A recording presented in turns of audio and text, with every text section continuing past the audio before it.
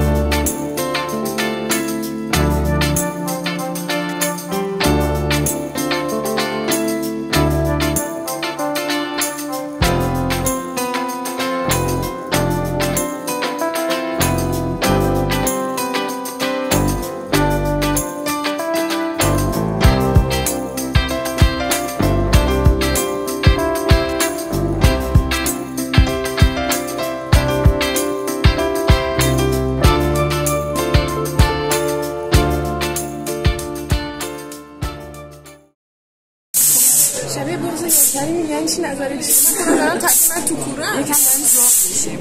آره گرم فقط بعدش یه مقدار گرم. چرا باید جداش میکنم؟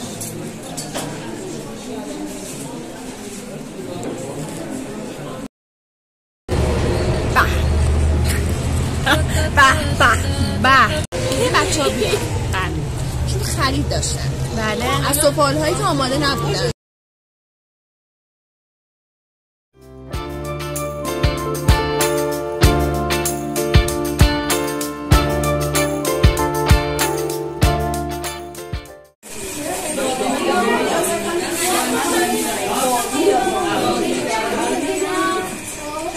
کارت رو دوست داری؟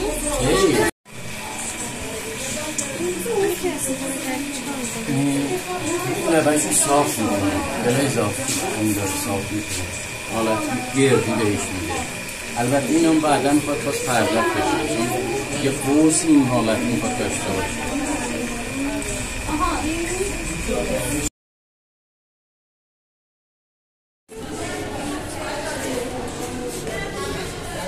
داری وسوسه میشی احساس میکنم.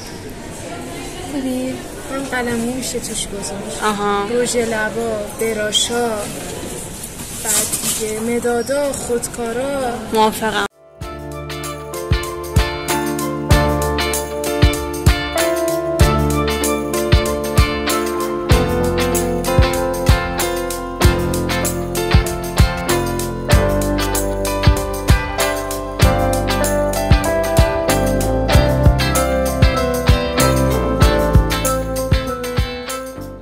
اگه دوباره به 8 صبح امروز برمیگشتی دلت میخواست بیای اینجا؟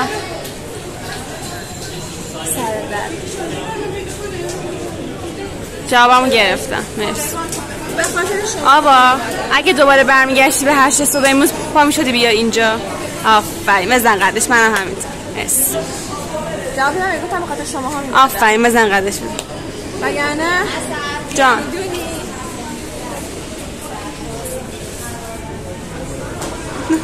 بعد سکنی. آها